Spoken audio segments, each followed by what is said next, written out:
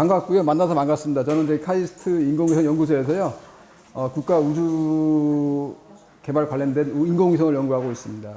오늘 제가 여러분한테 소개할 내용은 뭐 거창합니다. 여러분들이 잘 아시겠지만 지구하고 우주하고는 많이 다르죠. 그죠? 근데 우주라는 분야가 상당히 생소하고 어려운 분야인 것 같지만 그 부분들을 오늘 소개를 통해 가지고 조금 더 이해의 폭을 넓히고 같이 공감대가 형성될 수 있는 어떤 그러한 장이 되면 좋을 것 같습니다. 오늘 준비된 내용은 제가요, 보시는 바와 같이, 인공위성입니다. 인공위성. 인공위성이 개발과 활용이라고 되어 있습니다. 그죠? 여러분 잘 아시겠지만, 우주에는 이제 행성이 있고, 항성이 있고, 위성이 있죠. 그죠? 인공위성은 말 그대로 사람이 인위적으로 만든 위성입니다. 위성. 우리 지구 주위에 있는 위성은 바로 뭐가 있을까요? 달이죠, 달. 그죠? 달이 있습니다. 그 달이 있고, 요 인공위성은 사람의 손에서 우리 특정한 목적을 달성하기 위해서 만들어가지고 우주에다가 쏘아 올린 우주 물체를 갖다가 인공위성이라고 하거든요. 오늘 그 관련된 내용 갖고 여러분들한테 조금 설명을 해드리도록 하겠습니다. 혹시 제가 여기 밑에 보게 되면 제 이메일 주소하고요. 이게 전화번호 적어놨거든요. 혹시 뭐 궁금하거나 기타 뭐 우주 또는 인공위성 관련된 분야에 관련돼 가지고 의문점들이 있으시면 연락 주시게 되면 제가 아는 범위 내에서 친절하게 설명해 드리도록 하겠습니다.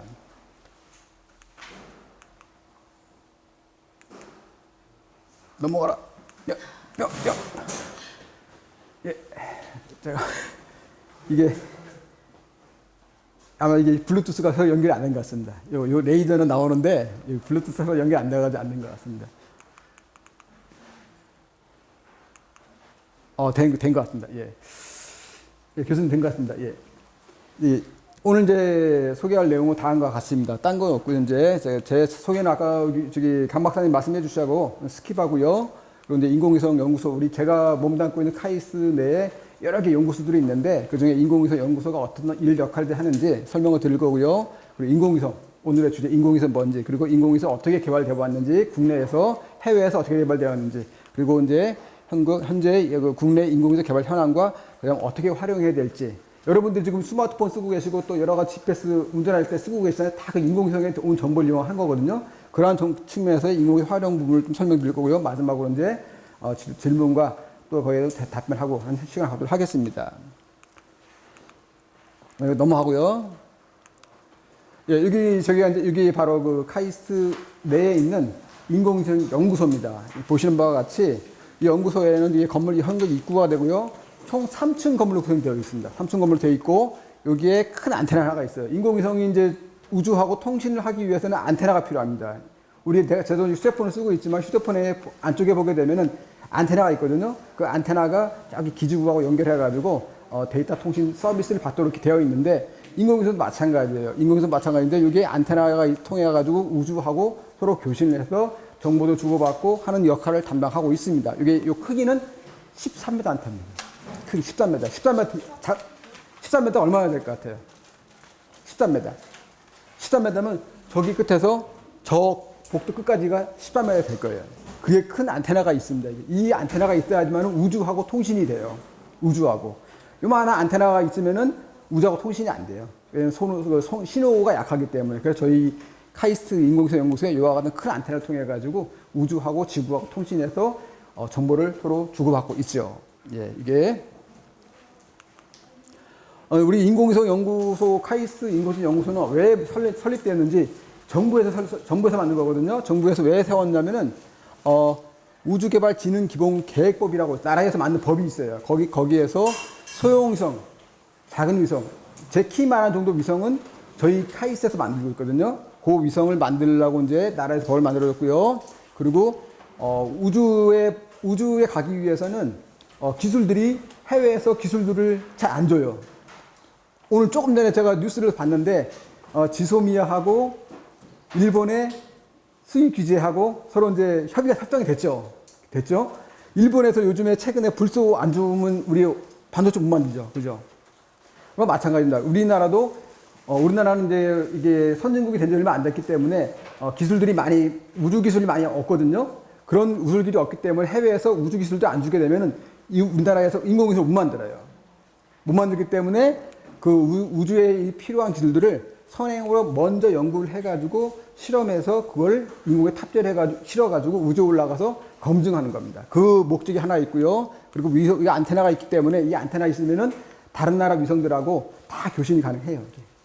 교신이 가능해. 우리 위성, 미국 위성, 이탈리아 위성 다 위성들하고 교신해가지고 데이터 받아가지고 영상 처리하거나 이 그림 만들거나 또는 그 북한의 그 여러 지역들을 갖다가 정보를 받아가지고 여러 활용들을 하고 있어요. 그런 역할도 하고요. 그리고 또 이제 국가 우주개발 전문 인력 양성이라고 있어요.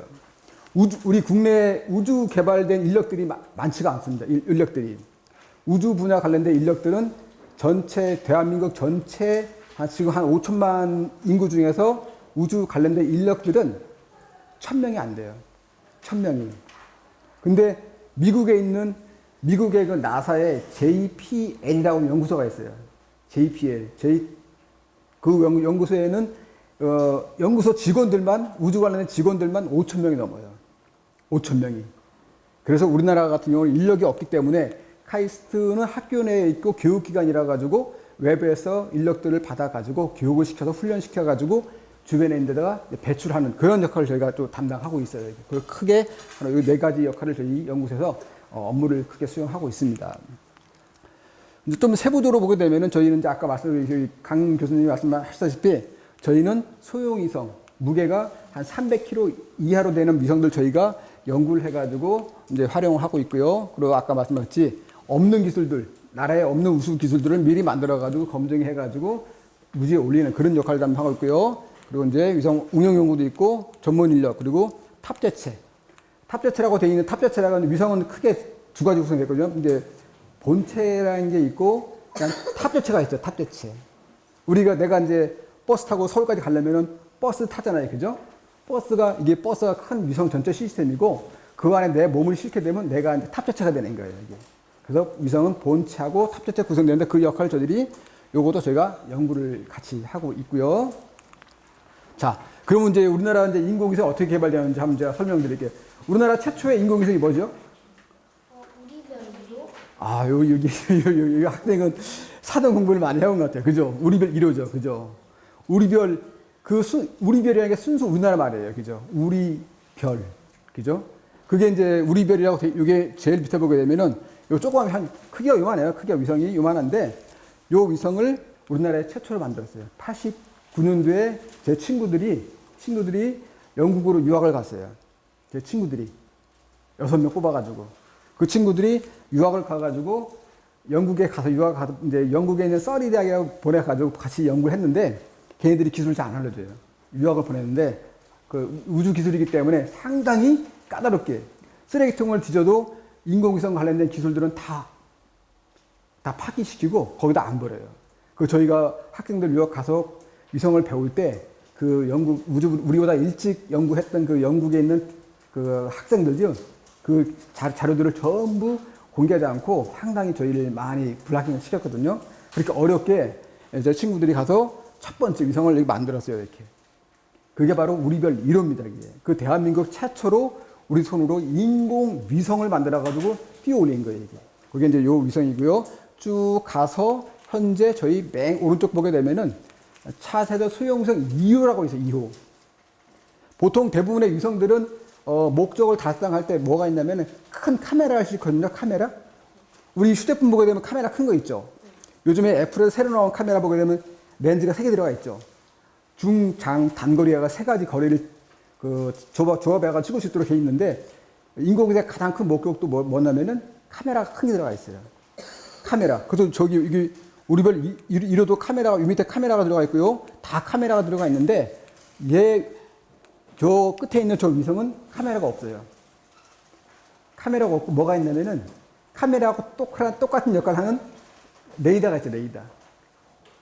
이따가 이제 활용이 나올 텐데 우리가 보통 이제 사진 찍을 때 카메라로 찍는데 카메라 없이도 찍을 수 있는 기술이 있어요. 그게 이제 레이더 기술입니다, 레이더. 레이더를 이용해가지고, 막 카메라 찍는데 레이더 기술이 왜 좋냐면은 우리 카메라 같은 경우는 이제 이따 나오겠지만은 카메라는 빛이 없으면 상대의 피사체가 찍혀요, 안 찍혀요? 안 찍히죠.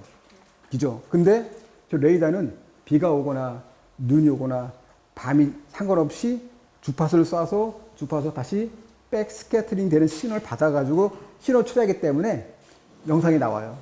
그래서 쟤는 어디에 쓰냐면은 어디 쓸 것 같아요, 이게? 자, 요 레이더는 어디에 쓰니까 레이더. 레이더 위성은 주로 이제 많이 쓰인 데가 저기 바로 우리 383 위쪽에 있는 나라 있잖아요, 그죠?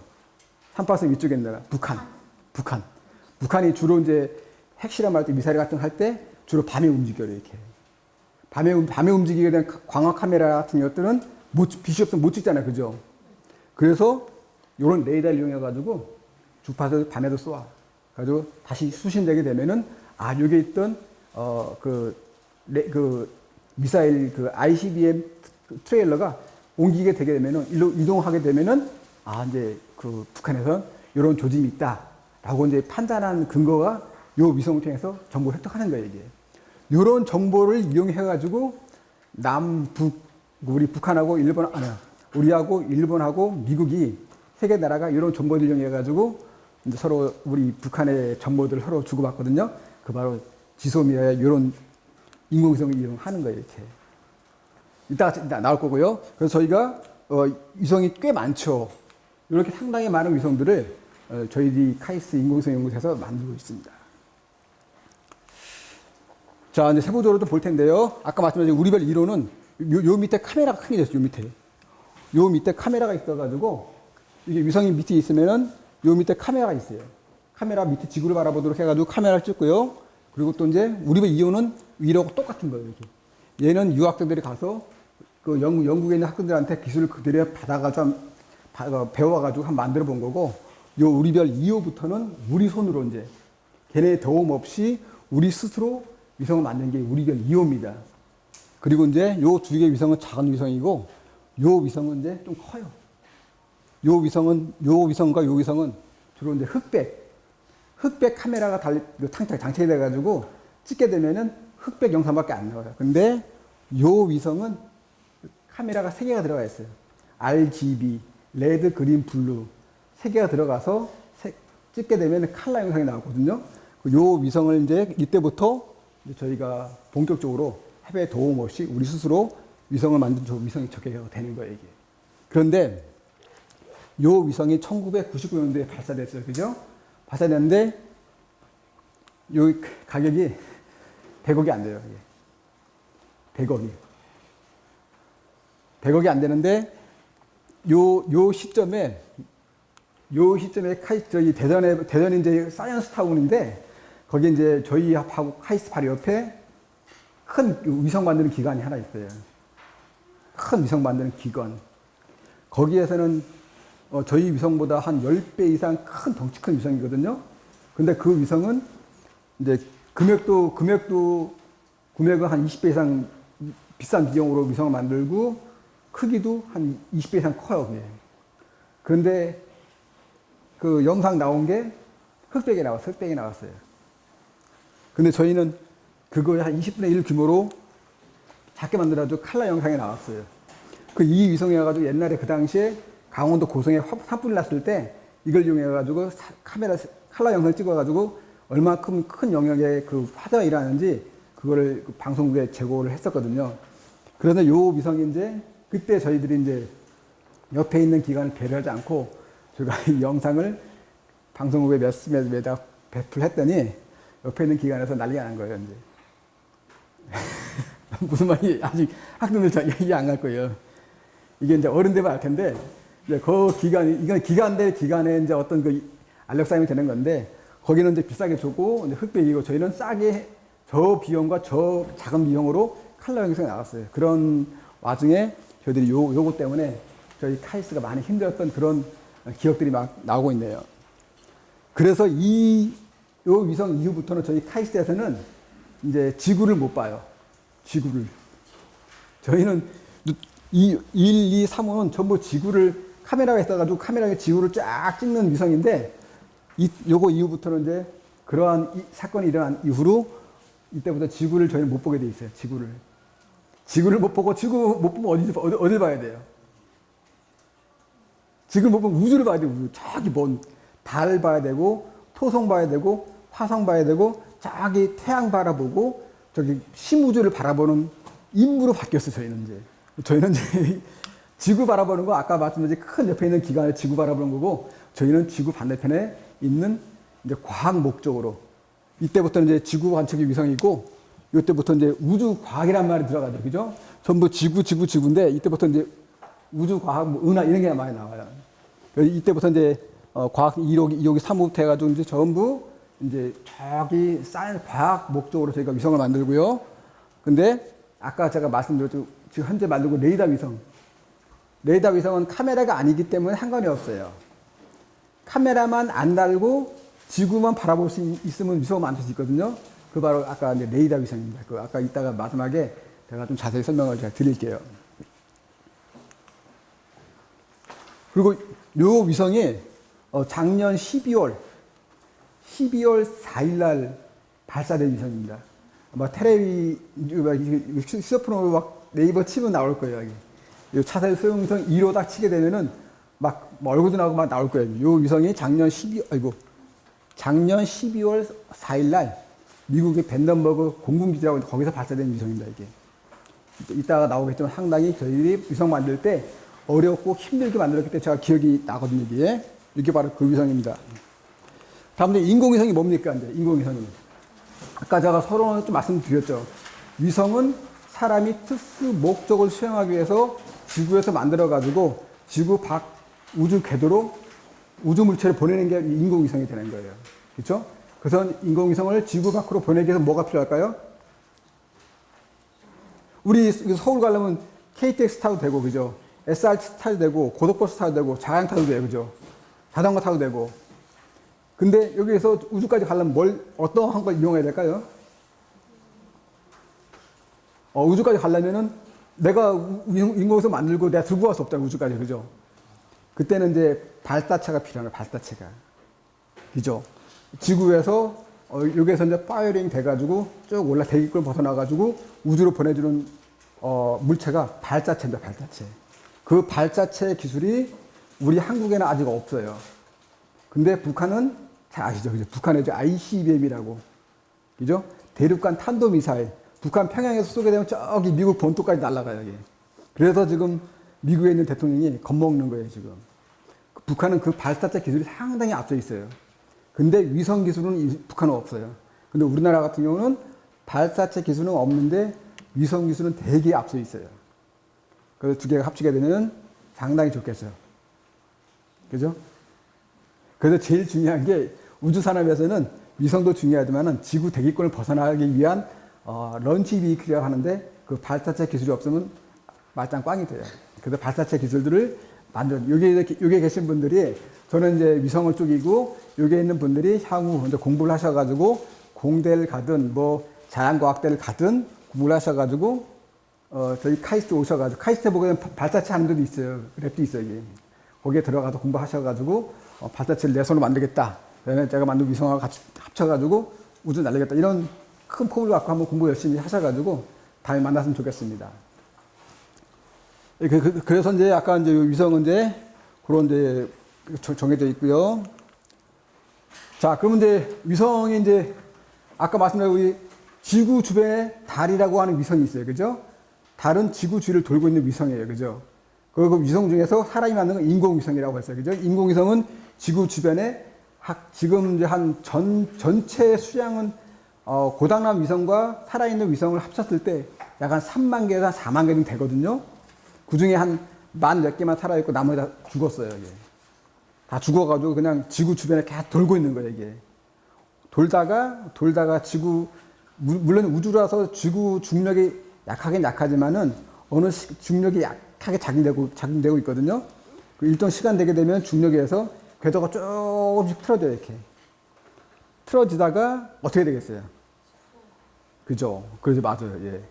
이게 궤도가 틀어지면서 궤도가 조금씩 줄어들면서 결국은 대기권 들어와 대기권에서 서로 이제 어떤 그 대기권하고 서로 에너지 교환이 일어나가지고 이제 산화가 돼버려요. 타버려요. 그래서 이제 타서 없어지는데 일정 부분을 안 타는 경우가 있어요. 안 타고 이 광주, 제가 하건 대전, 뭐 서울 인데 떨어지게 되면은 큰일 나겠죠. 그죠? 그래서 원래 인공위성 만들 때는 다 원래 수명이 2년, 5년, 10년인데 원래는 이제 10년 전까지만 하더라도 위성 만들 때 그 수명이 끝나게 되면은 그냥 놔뒀었는데 지금 법이 좀 이제 세계적으로 법을 바꾸고 있어요. 왜 그러냐면은 아까 말씀드렸지, 아까 선생님이 말씀드렸다시피 임무가 끝나게 되면은 얘가 궤도를 돌다가 어디에 떨어질지 몰라요. 어디에 떨어질지 모르기 때문에 그 떨어지는 궤도를 계산을 안 하고 그냥 놔두게 되면은 사람이 많이 살고 있는 신의 한복판에 떨어지게 되면 큰 대형 사고가 나요. 그죠? 그래서 그 안에다 위성을 만들 때 거기다가 추진 시스템을 넣어가지고 수명이 다 끝날 시점이 됐다. 그러면 궤도를 계산을 해가지고 추적기를 틀어가지고 쭉 계산하다가 바다로 태평양 또는 여기 우리 동해, 서해 이런 데 떨어지도록 궤도를 만들어줘야 돼요. 요즘 세계적으로 그런 식으로 추세가 바뀌고 있어요. 지금. 그래서 위성을 발사할 때 그런 추진 시스템이라든가 이런 임무가 끝났을 때 궤도를 계산해가지고 어떻게 버릴 것인지에 대한 플래닝이 없으면은 위성 발사 안 해줍니다. 발사체로. 그래서 발사체가 우리가 있으면 우리가 수술하는데 없으면은 해외 발사체를 쓰게 되면 그러한 제약 조건이 다 따라가게 돼 있어요. 그래서 여러분들이 발사체 공부를 많이 하셔야 돼요. 근데 자, 이게 보십시다. 그러면 자, 이게 가운데 위성이고 이게 바깥으로 나가는 게 원심력이죠. 그죠? 지구 중력이 당기고 있어요. 그럼 위성이 이제 요 원심력과 중력에 서로 힘이 균형이 일어나게 되면 계속 돌잖아요. 그죠? 그죠? 돌죠. 우리 설날 때 보면 이거 돌리잖아요. 이거. 그죠? 이거 돌리잖아요. 이게. 이거 돌리는데, 주물러 돌리는데 속도가 안 나게 되면 어떻게 돼요? 그냥 떨어져요. 머리를 불이 내버려 떨어져요. 그죠? 그래서 이 속도가 맞아야 되거든요. 속도가. 그래서 위성이 돌 때, 요 인공위성이 지구 주위를 돌 때 속도가 대충 얼마나 나올까요? 대충. 1초에 7km를 가야 돼요. 1초에 7km/s. 그 정도 속도로 안 돌게 되면은 그냥 지구를 쭉 돌다가 지구로 떨어져요, 이렇게. 그래서 요 위성의 속도는 여기 돌 때 속도가 1초에 7km 속도로 돌아줘야 돼요.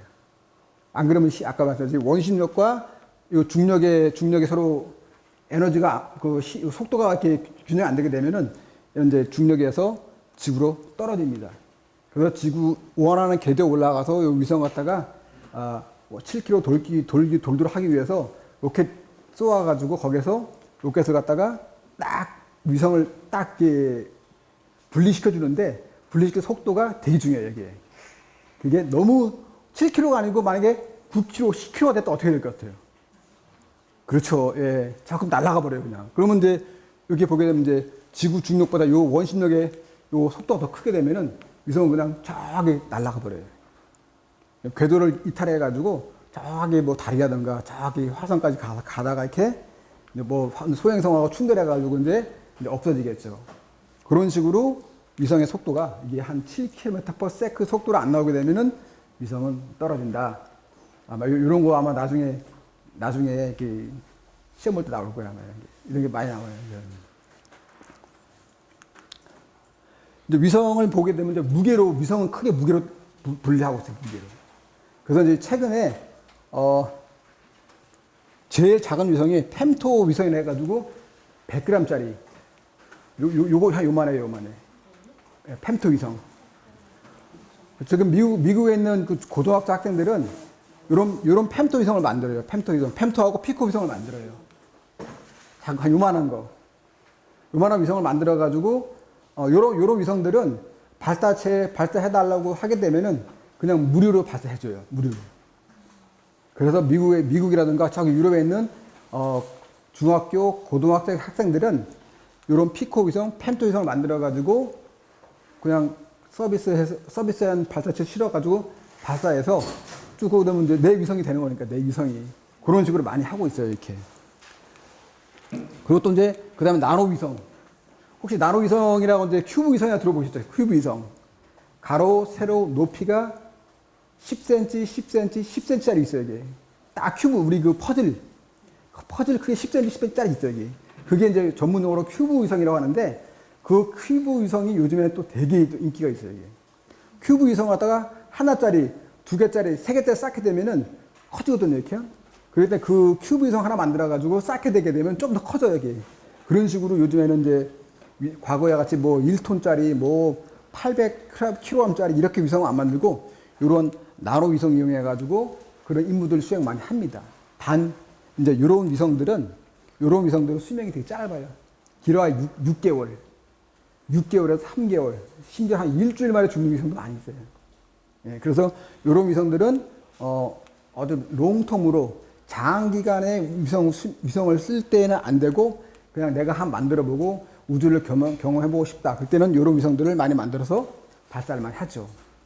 근데 이제 그 위성부터는 이제 그 마이크로 위성, 위성 이상부터는 이제 저희 같이 좀 전문적으로 연구하는 사람들이 이런 위성을 만들어가지고 거기에 특정 목적을 부여해서 이제 임무를 수행하는 그 군대 있거든요. 그래서 이렇게 위성에 이름이 있고 이게 크기별로 이렇게 분류가 되고 있습니다. 이렇게. 아까 선생님 말씀드렸다시피 나노 위성은 전부 다른 말로 큐브 위성이라고 많이 해요. 큐브 위성. 이제 위성이 이제 만들어졌죠. 그럼 위성을 만들었으면 아까 발사체 이용해가지고 내가 원하는 데다가 위성을 딱 떨어뜨려야 돼, 그죠? 딱 떨어뜨려야 돼. 그게 그럼 위성을 떨어뜨리게 되면은 그 떨어지는 위치에 그 바로 궤도거든요, 궤도라고 하는데 제일 작은 거리에 있는 게 지구 표면에서 제일 작은 위치에 있는 게 저궤도라고 합니다. 그리고 중궤도, 정지궤도. 요 세 가지가 제일 중요하거든요. 요 세 가지, 우리가 저희 한국에서 만드는 대부분의 위성은 이와 같이 저궤도를 많이 만들고 있어요. 고도가 500에서 한 1500km 정도. 지구 표면에서 한 1500 정도 되는 위치. 거기에 위성이 계속 돌고 있습니다. 그게 저궤도 위성이 되고요. 정지궤도 위성이라고 있죠. 정지궤도. 이게 서 있는 위성. 위성이 서 있어요. 우주에 서 있어요, 이게. 아까 선생님 말씀드렸던 위성이 쓸 수 있어요? 못 써요? 위성은 쓰면 안 돼요. 아까 위성은 쓸 수가 없어요. 그죠? 위성은 딱 올라가서 로켓에서 위성을 딱 스프링 힘으로 밀어줘야 되거든요. 그때 밀어주는 힘에 의해서 이제 계속 도는 건데 그 정지 궤도는 왜 정지 궤도냐면 이제 지구가 이렇게 다 돌죠. 이렇게. 그죠?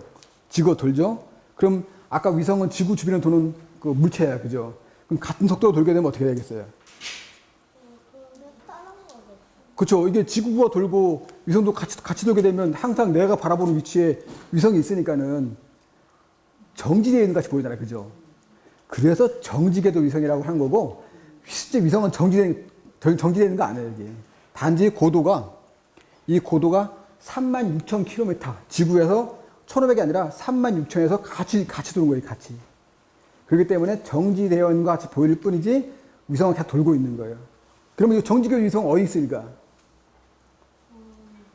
정지궤도 위성은 바로 이제 통신할 때. 우리 한국은 여기인데 위성이 뒤에 있으면 통신이 안 되잖아요. 그죠? 그때 이제 통신 위성으로 많이 쓰이고 또 언제 쓰냐면은 또 우리 그 날씨 9시 뉴스 보면 뭐가 나와요? 딱 이렇게 레이더 영상 나오죠. 그죠? 기상 캐스터가 쭉 나오면 오늘의 날씨가 딱 나오면서 구름이 막 이렇게 움직이 나올 거예요. 그게 바로 정지궤도 위성에서 저 위에서 같이 돌면서 계속 찍는 거예요. 찍어가지고 우리나라 한반도의 날씨가 어떤지 그걸 이제 포커싱 하는 게 이제 기상위성 또는 통신위성 또는 GPS 위성도 있어요. 선생님도 그 휴대폰 쓰고 있지만은 그 GPS 있거든요. 그것도 이제 GPS는 좀 다르지만은 GPS 같은 위성이 더 많아요. 개수가. 그런 식으로 정지궤도 위성은 이제 지구하고 위성의 자전 속도가 똑같기 때문에 항상 동일한 위치에 위성을 바라볼 수 있으니까 정지궤도 같이 보인다. 거기에는 이제 앞서 말씀드렸지 통신이라든가 또는 기상 이런 쪽에 많이 활용이 되고 있죠. 이렇게 위성은 이제 뭐 다른 궤도는 뭐 알 필요 없고요. 저궤도, 중궤도, 정지궤도 이 세 가지 궤도 종류를 알고 있게 되면은 나중에 어디 가서 이제 얘기할 때 좀 이제 약간 전문성이 있어 보이고 좀 유식해 보이니까는 이런 것들은 머릿속에 기르는 게 좋을 거예요. 선생님 얘기다시피. 그리고 이제 위성을 만들 때 여기에는 간단하게 나와 있지만은 되게 복잡해요. 위성을 만들 때. 위성을 이제 설계해서 우주로 보내기 전까지는 상당히 많은 단계를 거쳐요. 그 단계를 거칠 때 처음에 EM을 만듭니다. EM을 만들고 EM이라고 하는 것은 엔지니어링 모델이라 해가지고 제대로 기능이 되는지 내가 만든 위성이 걔는 제대로 작동하는지 그걸 보기 위한 거고 그 다음에 보고 뭐인데 QM이라고 또 있어요.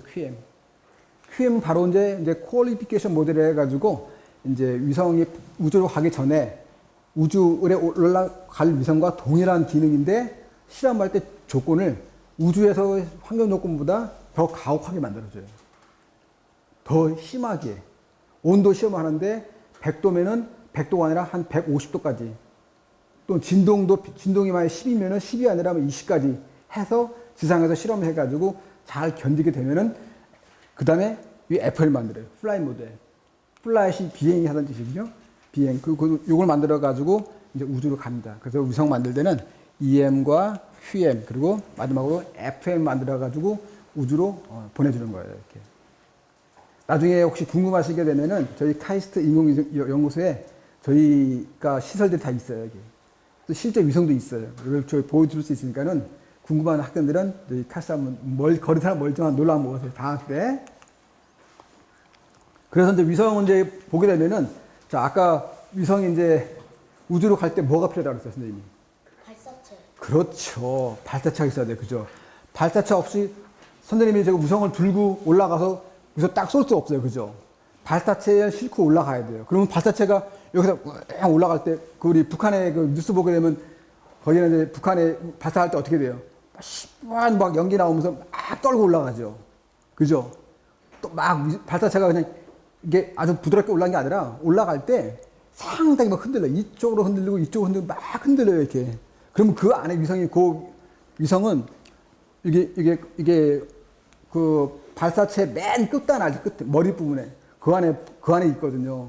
그 안에 있는데 그게 그 안에 있는데 그 올라가면서 상당히 진동이라든가 이런 거에 막 흔들려 가지고 위성이 망가지게 되면은 올라가서 그냥 깡통이 돼버려요. 깡통이. 그래서 위성 올라가기 전에 이와 같은 장비가 있어요. 장비. 이게 진동 시험기라고 하는데 진동 시험기. 요 진동 시험기에다가 위성 올려놓고 X축, 이축, 그 다음에 이쪽, 그다음 Y축. 이렇게 세 축으로 막 흔들어가지고 요 안에 있는 전기전자 제품들이 장비들이 고장이 나는지 안 나는지 확인을 해요. 그게 바로 이제 발사 환경 시험이라고 해요. 발사 환경 시험. 이거 딱 발사가 되고 또 올라갔어요. 그럼 이제 발사가 돼가지고 궤도에 우리가 원하는 궤도에 올라갈 거 아니에요, 그죠? 궤도에 올라가면 어떻게 되겠어요? 궤도에 올라가게 되면 거기에 공기가 있어 없어요? 공기 없죠, 그죠? 공기는 없죠. 뭐가 제일 많을까? 우주에는 그렇죠. 학생 몇 살이야? 10살이요. 어? 10살이요. 아우, 야, 이거, 맞아요. 우주에는 거의 수소로 많이 채워져 있어요. 수소로, 그죠? 공기가 없죠, 그죠? 수소밖에 없죠. 그러니까 진공 상태겠죠, 그죠? 진공 상태이기 때문에 이와 같은 큰 지상에서 이런 챔버에다가 뚜껑 닫아가지고 진공을 만들어줘요, 그 진공을 만들어가지고 이 안에 있는 그 제품, 전자장비들이 고장이 나는지 실험을 해야 됩니다. 그 장비가 이제 열 진공 시험 장비라고 하는데, 이제 열이 들어가, 그죠? 왜 열이 들어가냐면은, 아까 정지궤도는 이제 계속 똑같이 돌기 때문에 아닌데, 저궤도 위성, 우리 위성 중에 거의 한 80% 이상이 다 저궤도 위성이거든요. 저궤도 위성은 하루에 지구를 갖다가 하루에 이게 지구면은 이게 돌잖아요. 그죠? 한 14바퀴에서 15바퀴 돌아요. 하루에. 그 태양은 여기 있어. 14바퀴 돌잖아요. 그죠? 그럼 태양 바라볼 때 온도는 상당히 뜨거워요. 엄청 뜨거워요. 온도가. 한 100도가 돼요. 100도가. 근데 이게 딱 돌고 태양이 저기고 태양 딱 이게 지구 그림자로 왔어요. 이렇게. 그럼 지구 그림자가 오게 되면은 태양에서 지구에 그림자가 생기기 때문에 온도가 떨어질 거 아니에요. 그죠? 그때 온도는 마이너스 한 100도가 돼요. 마이너스 100도. 그리고 태양 바라볼 때하고 태양 안 바라볼 때 이 온도 차이가 200도가 나요. 200도가. 그 극한 환경에서 동작하는지 이와 같이 뚜껑 닫고 진공 만들어주고 온도를 갖다가 외부에서 온도를 뜨겁게 하고 또 이제 질소를 이용해 가지고 온도를 차갑게 만들어줘요. 그래서 이 상태에서 이거 위성이 잘 작동하는지 궤도 환경 시험을 또 해야 됩니다.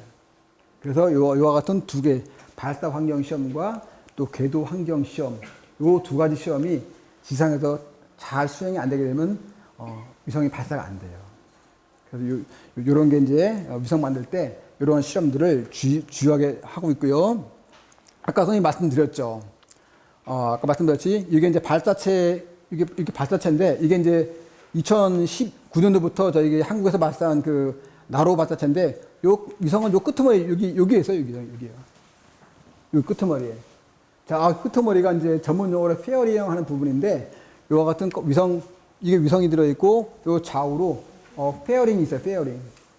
페어링은 이제 지구에서 지구 대기권을 벗어날 때 이 위성이 안 그러면 이제 갑작스럽게 기압이라든가 온도 변화 생기기 때문에 위성이 망가지거든요. 그 상태를 갖다가 유지하기 위해서 이와 같은 위성 보호 덮개를 덮어줘요. 이게 이제 전문용어로 페어링 하는데 이와 같은 덮개 덮어가지고 발사해서 이제 궤도에 대기권을 벗어나가지고 이제 원하는 궤도에 투입하는 그러한 형태로 이렇게 되고 있고요. 다 이제 지금까지 이제 위성에 대한 전반적인 얘기 했어요. 근데 위성이 그런 세계 역사를 한번 살펴볼 텐데 세계 최초 위성이 이제 어디서 만들었을까요? 여기 나와 있죠. 그죠? 구소련. 러시아가 아니라 구소련입니다. 소련에서 이와 같은 위성을 만들었어요. 근데 보통 이제 학생들이 이제 오기 전에 인터넷 통해서 많이 봤겠지만은 위성이 겉표면에 뭐가 많이 붙어 있죠?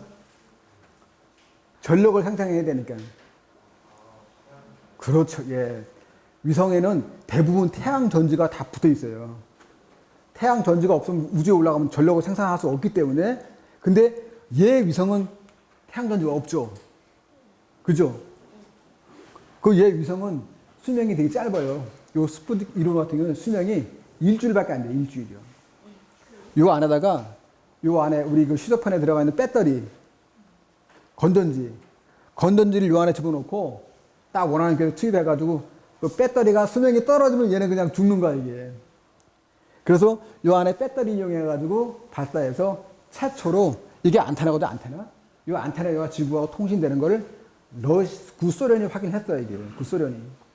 구소련이 확인하고, 그 다음에 이제 얘네들은 이제 그 소련이 자꾸 이제 호기심이 생기는 거예요, 이제. 사람을 보내고 싶은 거, 사람을. 우주에 최초로 사람을 보내고 싶은데, 그냥 인공위성에다가 사람을 싣고 보내라고, 누구 갈 사람 손들어 그러면 누가 가겠어요, 이게. 죽을지 모르는데, 그죠?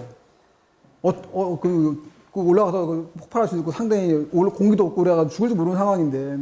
그래서 소련에서 뭘 했냐면은 사람을 인공위성에 싣고 보내기 전에 이와 같은 요 스푸트닉 2호기를 또 위성을 만들었어요. 2호기를 만들어가지고 이와 같은 동물, 이제 뭐, 라이거라고 되어 있지만 라이카라 카라고 많이 발음해요. 이와 같은 라이카라고 하는 요 동물을 갖다가 여기다가 이제 우리 안전벨트 딱 메워가지고 넣고 우주에 올라가서 이 동물이 살아있나 안 살아있나 여기 이제 안전벨트거든요. 각종 센서를 막 붙여야 돼, 이렇게. 우리 병원 가게 되면은 막 심장 막동 이렇게 나오잖아요, 그죠? 그래프 나오듯이 그런 걸 센서를 부착해가지고 요 동물이 올라가서 제대로 살아있는지 그런 생물 실험을 했어요, 이게. 그랬더니 요 동물이 안 죽고 우주에서 살아있는 거예요, 이렇게. 그래서 이 이후에 이제 구소련에서 이제 이따 나오겠지만은 유명한 유리 가가리라는 우주인을 갖다가 최초로 보냈죠. 그래서 러시아 그 붉은 광장, 러시아지, 지금은 러시아지. 러시아 거기 붉은 광장 가게 되면은 거기 유리 가가리나온 세계 최초 우주인 동상들이 쫙 서 있어요, 이렇게. 상당히 러시아 사람들은 그 세계 최초로 우주인을 보냈다는 것에 대한 자부심이 상당히 강해요, 걔들이. 그리고 이렇게 이제 이게 위성이 이제 57년 10월 달에 최초로 발사됐고, 그 다음에 이제 쭉 개조를 해가지고 이와 같이 동물을 실험을 했죠. 그러면 이거 어떻게 됐어요? 그 당시에 1950년대면 미국하고 소련이 상당히 싸움을 많이 하는 그런 시대잖아요, 그죠? 그 다음에 미국은 또 가만히 있을 수 없어. 소련에서 57년도 10월 달에 위성을 발사했어요. 그러니까 미국도 이제 화가 난 거야. 미국도 그죠? 아 우리도 한번 해야겠다 해가지고 이게 이제 58년 이게 잘못됐는데 58년 1월 달에 미국이 익스플로러 1호 간 요 위성 한 요만해 조그만 여기래요. 요 위성도 조그만데 요 위성을 갖다가 쏘아 올렸어요. 올려가지고 성공을 했지요. 그래서 이제 이때부터 우주 전쟁이 시작된 거예요. 서로 우주를 선점하기 위해서 미국과 러시아가, 구소련이 서로 계속 경쟁 체제로 가가지고 우주가 이렇게 발전이 된 겁니다. 이렇게. 그래서 이제 이게 나오죠. 아까 57년도에 스푼 1호가 갔어요. 그죠? 그리고 이제 4년 후에 이와 같이 러시아의 아주 유명한 최초 우주 비행사인 유리 가가린 이분이 이제 우주에 올라가가지고 근데 뭐 우주에 올라가서 오래 있는 거 아니에요. 이게. 우주를 지구 궤도를 벗어나가지고 한 150km 상공에서 뭐 500km, 1000km가 아니라 지구 궤도가 한 30km 정도로 대고 벗어나면 다 우주로 보거든요. 거기에서 한 지구로 갔다가 몇 바퀴야? 하루에 14바퀴 돈다 그랬죠. 한 30바퀴 돌았을 거예요, 이게. 그리고 다시 지구로 이제 귀환을 했거든요. 그래서 살아있는 거예요, 사람이. 그래가지고 이분이 세계 최초로 이제 우주인으로 등록이 돼가지고 상당히 러시아에서 자부심이 상당한 강한 그런 훌륭한 분이 될 거예요. 이게 아무리 강아지를 실어가지고 보내가지고 살아있다 치더라도 이게 사람이 그 우주에 들어가서 이게 한다는 게 쉬운 게 아닙니다, 이게. 그죠? 과거에 한 20몇 년 전에 미국에서 우주인 서너 명 싣고 올라가다가 그거 아시죠? 그죠? 폭발해가지고, 공중 폭발해가지고 많이 죽잖아요, 이렇게. 그렇게 우주는 쉽게 접근하는 게 아니거든요. 근데 이 분은 그런 어려움을 다 극복하고 본인이 스스로 우주 비행사 돼가지고 올라가가지고 살아있는 걸 이제 확인을 한 최초의 우주인이 되는 겁니다, 이분이. 그래서 이제, 여기는 이제 61년도에, 그죠? 61년도에 최초로 우주인을 만들었어요. 근데 최초의 달에 가는 걸 또 미국이 또 러시아하고 또 질 수가 없어요, 러시아한테. 그래서 이와 같이 69년도에 세계 최초로 금년에 그 달 탐사, 달까지 간 미션 50주년 기념 되는 거거든요. 이거 보시는 바와 같이 요 분이 미국에서 이제 1969년 7월 달에 세계 최초 달까지 사람을 보냈어요. 요 분이 그 우주인이고요. 그죠? 닐 암스트롱 아시죠? 그죠? 이분이 그분입니다. 거기 가가지고 달 표면에 이와 같이 자기 발자국도 남겨놓고 했는데 사람들이 보면 요거에 대해서 거짓말이라 많이 하죠. 그죠? 거짓말 진짜 맞아요, 이게 거짓말이 아니고 진짜 사람이 가서 달 표면 월면에 가가지고 이렇게 자기가 이제 유영도 하고 한 그 사진입니다, 이게. 그래서 인터넷 보게 되면은 이제 그 가짜 뉴스가 많이 있어요. 이게 여기 공기가 없는데 왜 이렇게 흔들리냐. 그러죠. 이거는 찍을 때 그 얘기 있어요. 이게 우주인이 여기 보면 요거 기둥이 있어가지고 이게 공기가 없지만은 요걸 딱 잡아줘 이렇게 잡아주기 때문에 이게 성조기가 딱 서 있는 거예요. 그리고 한번 흔들어주고 이게 뒤에서 찐 거거든요. 이게 이게 거짓말 아닙니다. 그리고 또 이제 달의 중력은 지구 중력이 몇 프로예요? 달도 중력이 있어요, 달도. 지구는 9.8이죠, 중력이. 달도 중력이 있어요. 한 20분의 1 정도 크기가 돼요. 그래서, 20%, 지구 중력의 20% 정도, 20분의 1 정도 되는데, 그 사람이 달 표면 가게 되면은, 그냥 사람이 걸어가는데 거기는 둥둥 뛰어다니는 것이 보이죠, 이렇게. 중력이 약하기 때문에, 중력이 지구에 약하지만 중력이 존재하기 때문에 사람이 달 표면에 있더라도 우주 밖으로 떨어지지 않고 계속 걸어갈 수 있는 거예요, 이렇게. 그래서 미국은 이와 같이 1969년도에 최초의 달에 사람을 보냈어요. 이게 더 획기적인 일이죠, 이게. 근데 그 이후로 미국이 이때 달에 사람 보내는 엔지니어들이 지금 다 돌아가셨어요, 지금. 다 이제 천국에 가신 분들이에요. 그러니까 기술자가 없다는 얘기예요, 지금. 그래서 미국도 지금 새로운 그 달 프로젝트를 다시 하고 있어요. 다시 브레인스토밍 해가지고 JPL 이런 연구소에서 달까지 가기 위한 미션들을 다시 하고 있어요. 왜 달 해야 되냐면은 어저께 뉴스 보셨죠? 어저께 스페이스 X의 일론 머스크라고 하는 회장이 일하고 있어요. 로켓 올라갔다가 다시 랜딩 해가지고 다시 계속 쓰는 위성. 그 선생님이 그것 때문에 되게 작년에 힘들었어요. 그 위성에 내가 만든 위성이 들어와 있었거든요. 그건 정부에서는 힘들었어요. 저는. 왜 그런 위성에 우리 거 실었나 해가지고. 근데 그 회장님이 이름이 일론 머스크라는 분인데 그분이 이제 화성까지 가는 거, 화성이요. 사람을 화성까지 여행객을 모집해가지고 로켓을 실어가지고 화성까지 갔다가 다시 오는 프로젝트인데 어저께 실험하다가 이제 폭발했어요, 이게. 지상에서 하다가. 근데 그런 시행착오를 겪고 난 다음에 이제 갈 거예요, 이렇게. 근데 지구에서 화성까지 그냥 못 가요. 워낙 멀기 때문에. 지구에서 화성까지 가려면 몇 개월 걸릴 것 같아요? 며칠 걸릴 것 같아요, 며칠. 미니멈 최소 11개월 걸려요, 11개월. 지구에서 달까지 가려면 11개월 동안 계속 가야 돼요, 이렇게. 그 한정된 공간에서 사람이 살아야 돼요.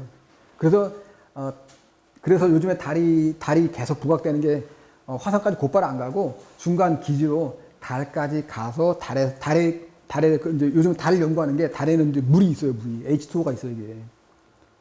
물이 없으면 사람이 이제 죽으니까, 그죠? 그 달 보게 되면은 북극과 달도 북극 남극이 있는데 남북 쪽에 물이 되게 많아요. 그래서 화성까지 가기 전에 요 위성을 갖다가 위성체를 갖다가 달에 정착시켜 놓고 거기서 이제 다시 물도 확보하고 다시 또 이제 화성까지 가고 이러한 미션들을 하기 위해서 달이 요즘에 되게 연구를 많이 하고 있습니다. 달. 그래서 우리 어저께 뉴스 아시겠지만 우리 한국도 달을 보내기 위해서 계속 이제 몇 년 전부터 했는데 지금 계속 어려운 상황에 처해 있죠, 그죠? 상황에 처해 있습니다. 달도 이제 저희 한국도 갈 거고 이제 한국도 간 거 동시에 저희 달까지 가서 달에 우리 기지도 만들고 이런 일들을 해야 될 것 같습니다. 이제. 그리고 이제 이게 보시다시피 이제 1974년도에 미국에서 첫 번째 우주정거장을 만들었어요. 이 우주정거장 아시죠, 이게? 그죠? 우주정거장은 지구에서 400km 고도에 있어요. 400km 고도에 이와 같이 요게 이제 미국의 미식축구장만한 크기의 요 위성, 얘도 인공위성이에요, 이거. 얘라고 뭐 특별한 게 아니라 얘도 똑같이, 인공위성입니다. 단지 규모가 큰 것 뿐이에요, 얘도 400km에서 똑같이 하루에 14바퀴 돌아요. 계속 지구를 이렇게 돌고 있습니다. 요 안에, 요 모주라고 하는 요 안에서 이제 우주인 한 10명 정도가 상주해서 다양한 실험들을 해가지고 지구로 보내주고 이렇게 하고 있죠. 근데 요 우주정거장에 사람이 한 10명 정도 상주하고 있는데 그러면 그분들도 이제 사람이기 때문에 의식주 해결을 해야 돼. 그죠? 그죠? 가장 큰 게 먹는 거 아니겠어요? 그죠? 먹는 거. 우주인이라고 뭐 안 먹겠으면 다 먹어야 될 거 아니에요? 그죠? 그래서, 지구에서 여기에 있는 우주인들을 위해서 한 달에 2개월에 한 번씩 그 수송 우주 물체가 있어요. 거기다가 먹을 것만 실어가지고 요 위성에다가 실어가지고 일로 보내줘요. 이렇게. 여기 도킹해가지고 이제 물건을 받고 다시 그 분리해가지고 지구로 떨어뜨려가지고 이제 그냥 없애버리고 이런 미션들 계속 하고 있습니다. 그 일을 갖다가 아까 스페이스X의 일론 머스크라고 하는 그 스페이스X의 펠컨 9 런치 비키라고 발사체가 있는데 거기다가 먹을 거, 실험할 거, 각종 과학 기자를 실어가지고 계속 주기적으로 날려주고 있습니다. 신기하죠? 그죠? 그리고 또 우주인들은 잘 때 어떻게 될 것 같아요? 서서 자지. 그냥 서서 자면 어떻게 돼요? 그냥 이거 가서 그냥 막 붕 떠다니는데 이렇게. 그래서 우주인들은 이게 안전벨트라고 자요, 이렇게. 안전벨트라고. 서서 자는데 근데 거기는 중력이 없어서 서 있다는 개념이 없어요. 거꾸로 있어도 중력이 없으니까는 단지 이제 이렇게 몸을 묶지 않게 되면은 사람이 둥근데 유용하니까는 몸을 묶어줘요, 이렇게. 왜 이걸 제가 왜 아냐면은 10년 됐나? 10년 됐을 거예요. 10년 정도. 우리 카이스트 후배 중에 하나가 이소연 박사라고 아시죠? 그 친구가 여기 갔다 왔잖아요, 여기. 그죠? 후배라고 하지 않은데, 그 친구 물어봤죠. 잠 어떻게 자냐? 물어봤는데, 잘 때, 추우니까는, 이거 덮고, 이거 엑스맨이라 묶고 잔다고 그러더라고요, 이렇게. 그래서, 이게 좀 재밌어요, 이렇게. 그리고 여러분들도 이제, 선생님은 좀 나이가 좀 됐으니까는 여러분들이 이런 분야들 연구를 해가지고 하게 되면은 우리나라 우주산업도 많이 발전이 될 거예요, 아마. 그리고 이제, 자, 이제 보게 되면 이제 이게 화성. 우리가 이제 우리 마선이라고 하는 영화를 통해서 많이 이제 홍보가 됐는데, 이미 화성에는 인공위성뿐만 아니라 화성 랜더라고 합니다, 랜더. 그러니까 화성 주위를 도는 거는 화성 오비터가 하고 화성 표면에 착륙한 랜더라고 합니다. 그것은 미국에서는 이와 같은 화성 탐사 로봇을 발사해가지고 화성 표면에 뚫고 놓은 다음에 다양한 종류의 사진이라든가 데이터를 확보해가 지구로 보내주죠. 그래가지고 사람이 살 수 있는 여건을 확인했어요. 단지 사람이 가는 게 문제지. 얘는 인공위성 같은 건 가지, 이렇게. 11개월 동안 가지만 사람이 11개월 동안 가려면은 되게 겁이 날 거야, 아마. 그죠? 12개월 동안 딱 한정된 요만한 공간에서 생활을 해야 되는데. 그래서 선생님한테 안 갈 것 같아요. 무서워서 안 갈 것 같은데. 그래서 요 위성이 화성에 가가지고 다양한 사진이라든가 확보를 해가지고 지금 우리 인간이 화성에 가도 살 수 있다라고 하는 그런 기본적인 연구는 지금 진행이 된 겁니다, 이게. 자, 아까 선생님 말씀드렸죠. 앞에 있는 위성은 다른 나라 위성들이고, 우리나라 최초 위성이 뭐라고 그랬죠? 우리별 1호. 예, 우리별 1호. 요게 아마, 이게 초등학교 교과서에 나올 거예요. 교과서에 나올 거예요. 선생님 할 때는 물상인가 그랬었는데, 잘 모르겠어요. 무슨 그 과학 책 거기에 나와요, 이게. 요게 위성입니다.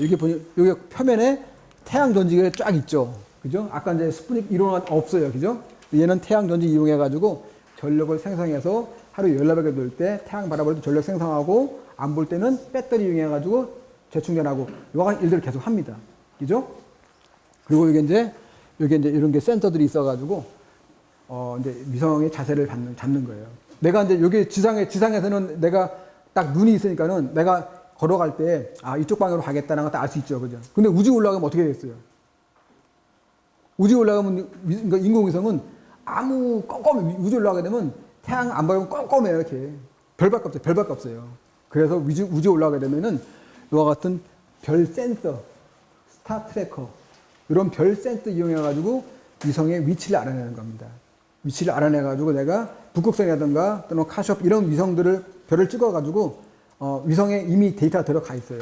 찍어가지고 비교를 해가지고 내가 얼마큼 틀어졌구나 알 수 있고, 그다음에 지구를 이런 정보를 이런 센서들 이용해가지고 위성의 자세 정보를 알 수 있는 겁니다. 물론 요것만 있는 게 아니라 지구가 하나의 자석이죠. 그죠? 북극, 남극이 있잖아요. 그죠? 지구를 이용해가지고 저희가 자세를 확보할 수도 있어요. 또는 태양을 이용해가지고, 태양은 항상 그대로 있으니까는. 태양, 지구 또는 또 이 별, 요 세 가지 정보를 이용해가지고 위성의 자세를 알아내는 겁니다. 안 그러면 다른 방법도 있으면 그걸 알아내면은 그거 달, 또 태양, 별, 이거 아니고 다른 걸 통해가지고 위성의 자세를 알아낼 수 있는 획기적인 기술을 개발하게 되면은 그거는 이제 나중에 이제 노벨 물리학상이 되겠죠.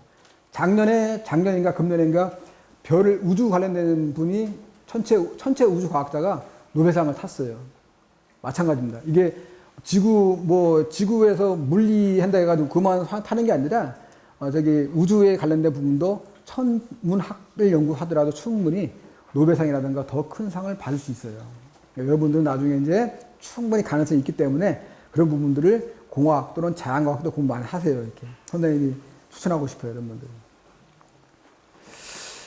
자, 이제 우리 지금까지 이제 새 국내외 위성을 소개해 봤고요. 자, 이제 우리나라 위성을 제가 설명드리겠습니다. 빨리 끝낼게요. 시간 많이 지나가서. 요 위성이, 아까 선생님 말씀드린 작년 12월 4일 날 발사된 위성이라고 말씀드렸어요. 그죠? 요 위성인데, 이게 보시는 바와 같이, 이게 태양 전지 배열기가 쭉 있고요. 요 빨간색이 되어 있는 게, 이게 이제 지구는 하나의 태양에 의해서 태양이 활동하게 되면은 지구 쪽으로 방사선이 많이 와요, 방사선. 그래서 지구 대기권을 벗어나고 우주 밖 가게 되게 되면은 사람은 특수 옷을 안 입으면은 그냥 죽어요, 그냥. 방사선에 피폭이 되기 때문에. 그래서 요 지구 바깥에 얼마나 큰 방사선 에너지가 발생되는지 그걸 관측하기 위한 이게 계측기가 하나 있고요. 이게 하얀 것도 보이죠. 요거는 카메라인데 별은 이제 주기적으로 탄생했다가 어느 시간 되면 또 별은 또 없어져요. 사라집니다. 그러한 역할들을 관측하기 위한 카메라. 그리고 두 개가 이제 탑재가 돼가지고 현재 별이 이제 탄생되는 거 찍었죠, 저희들. 별이 쭉 찍고, 근데 찍고 이제 죽는 건 못 보겠죠, 우리가. 왜냐면 위성의 임무 기간이 짧기 때문에. 그리고 이제 이걸 이용해가지고 지구 주변에 얼마큼 많은 방사선이라든가 전자, 양성자, 중성자가 발생되고 우리가 지금 계속 실험하고 있어요. 이 위성을 이용해가지고. 여기가 이제 우리 연구소에 위성을 만들 때 이런 공간에서 못 만들어요. 아주 깨끗한 공간을 만들어야 되거든요. 왜 그러냐면은 아까 선생님 말씀드렸다시피 위성에는 센서가 있어요. 그죠? 센서. 요 센서가 있는데 요 센서 카메라 앞쪽에 파티클이 묻게 되게 되면은 별을 인식해야 되는데 별을 인식 못 해가지고 다른 데를 바라보게 되면은 제 임무를 수행 못 해요. 그래서 요 안쪽에 청동실이라고 하는 큰 공간이 있거든요. 여기에는 가로 세로 높이 가로서 1m, 1m에 파티클 0.1 마이크로메타 크기 입자가 만 개 이하로 컨트롤되는 아주 깨끗한 공간이에요. 그래서 전문적으로 청정실이라고 클린룸이라고 하는데 이런 데서 위성을 만들어 가지고 우주로 보내줍니다. 오시게 되면은 저 선생님 이런 것도 다 한번 보여드릴게요. 이런 것들요. 야, 보시는 바와 같이 위성이 상당히 이쁘죠, 그죠? 여기 이제 얘가 아까 별 센서, 별을 바라보는 별 센서, 태양전지 배열기, 위성의 본체, 여기 밑에 부분이 이제 로켓하고 아까 선생님 말씀드렸다시피 올라가기 위해서 어떻게, 뭐에 힘이 돼? 발사체를 이용해야 돼, 그죠? 그럼 발사체하고 조립해야 되는데, 요 밑에 발사체하고 조립하기 위한 조그만 구조물이 있어요. 이렇게 위성이 구성이 되어 있고요. 그래서 미국에 있는, 여기가 이제 미국 서부에 있는 미국 공군기지입니다. 그 공군기지에서 위성을 실어가지고 발사했어요. 근데, 자, 선생님 질문 할게요. 여기 보게 되면, 얘는 요 안에 우리 위성이 들어가 있는데, 얘는 하얗고, 얘는 검어쳐. 왜 그럴까요? 이게? 아까 선생님이 아까 잠시 얘기했었죠, 아까. 예?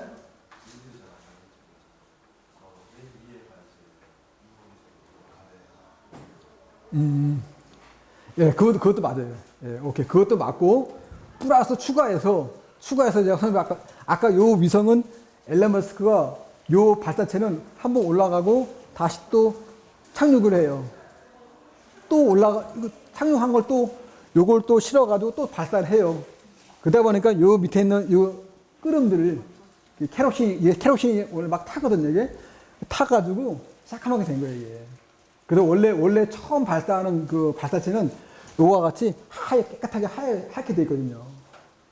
근데 얘는 이제 우리가 위상한 얘는 세 번째. 첫 번째 올라가서 랜딩했어요. 그다가 다시 요거 바꿔가지고 탑재가 또 올라갔어요. 이걸 우리 위성은 세 번째 발사됐거든요. 그러니까 정부에서 이제 힘들한 거죠. 왜 이거 올라가다 폭발하면 어떻게 되냐. 폭발하면 이거 한 5년 동안 만든 위성 폭발하게 되면 누가 책임지냐. 그 선생님이 작년 10월 때 되게 힘들었거든요, 이게. 근데 이 위성은 한번 올라갔다가 또 랜딩했기 때문에 신뢰성 확보가 된 거예요, 이미. 그죠? 단지 껍데기야, 끓음 묻으면 어때요, 그죠? 안쪽이 중요한 거지. 그래서 발사체는 올라가면서 폭발하는 사례가 되게 많아요, 이게.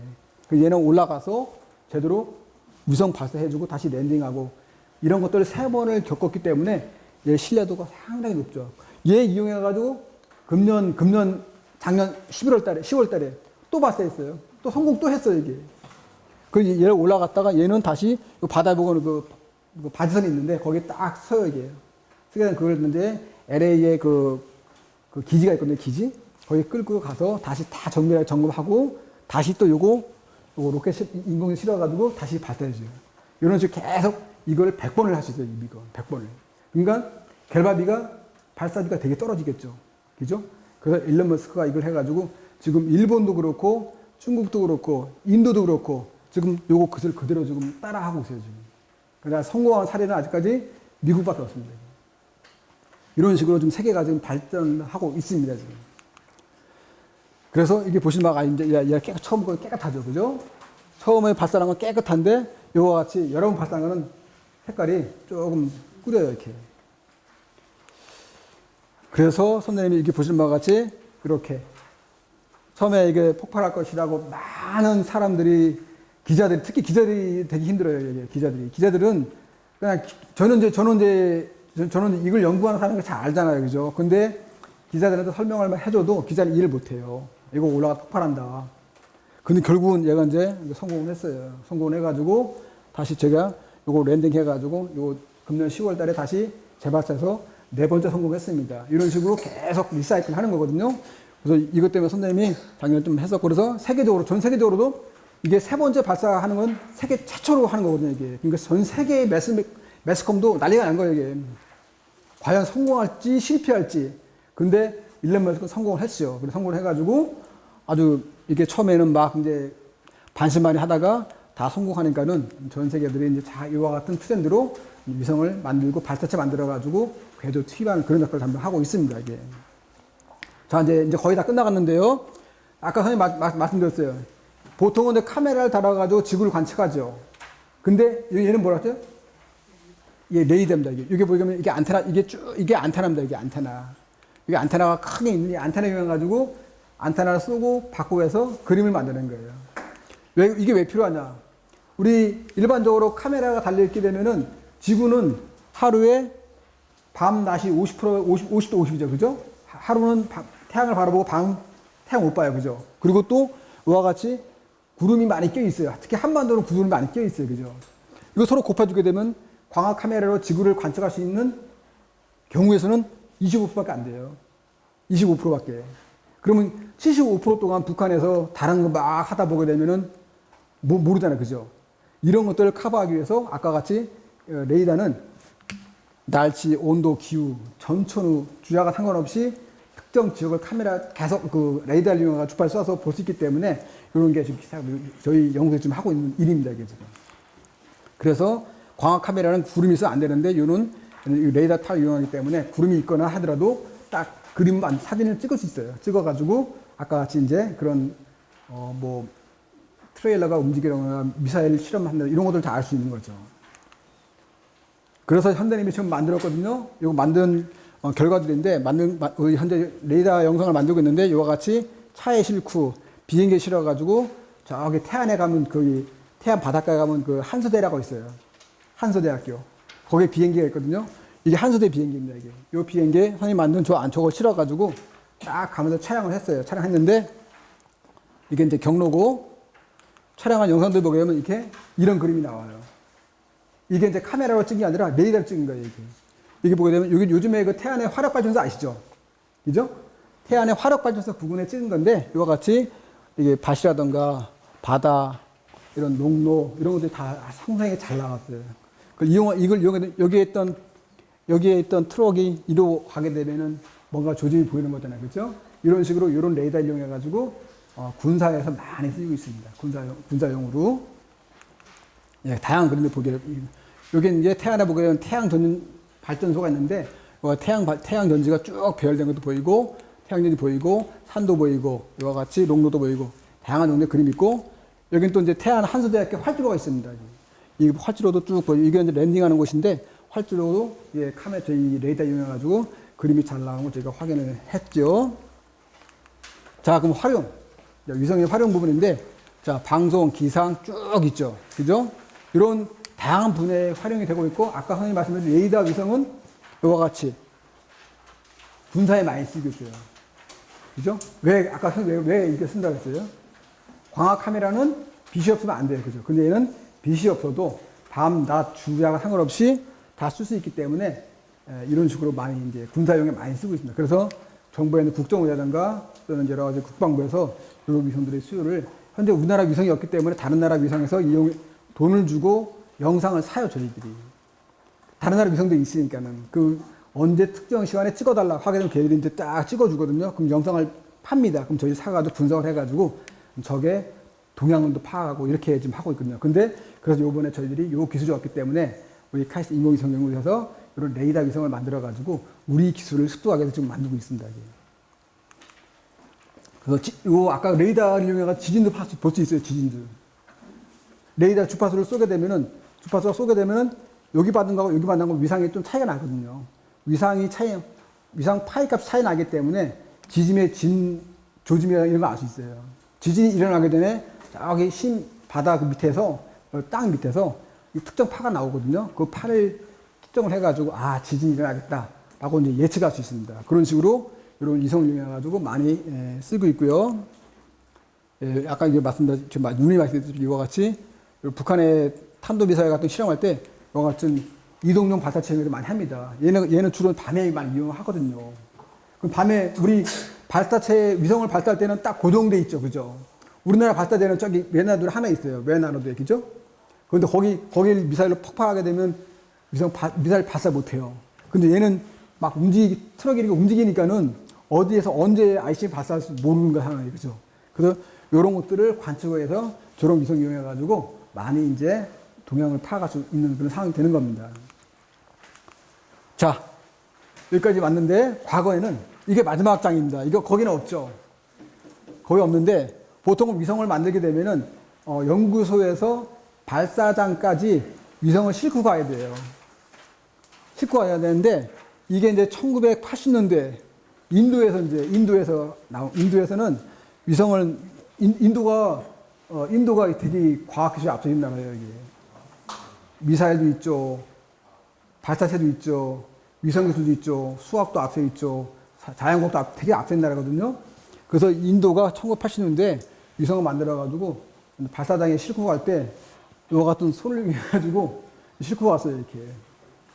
근데 그때 우리 1981년도니까 그때 우리는 위성도 없는 시점이에요, 우리는요. 그죠? 근데 인도는 위성을 만들어가지고 사진 찍고 했던 나라도 이게. 근데 최근에는 이런 무식하게 이렇게 하지 않고 어떻게 하냐면은 이와 같은 저런 트럭을 이용해서 위성을 이동을 해요. 왜, 여기는 이제 진동이 없는 무진동입니다, 이게. 진동도 없고, 안에 온도하고 습도가 컨트롤되는 이와 같은, 트럭을 이용해가지고 위성을 발사장까지 이송해야 되는 거예요, 이렇게. 이런 식으로 트렌드가 많이 바뀌었어요, 이렇게. 자, 여기까지 제가 학생들 시간을 많이 뺏은 것 같은데, 혹시 질문 한 서너 개 받고, 오늘 이제 제가 준비된 내용을 이제 마무리 하겠습니다.